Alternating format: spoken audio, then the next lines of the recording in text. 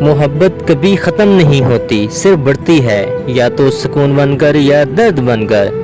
عشق آتش کہانی ہے 3 ایسے کرداروں کی جو تینوں ہی اپنی محبت میں ناکام رہے۔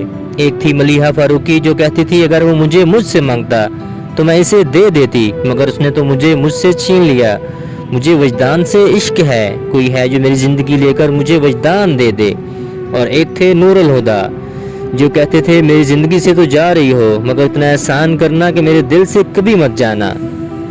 سب سے کہا کہ وجدان کے بغیر مر جاؤں گی، ایک بار تو مجھ سے کہا ہوتا لوٹ آؤ ملیحہ کہ تمہارے بغیر جینا بہت مشکل ہے۔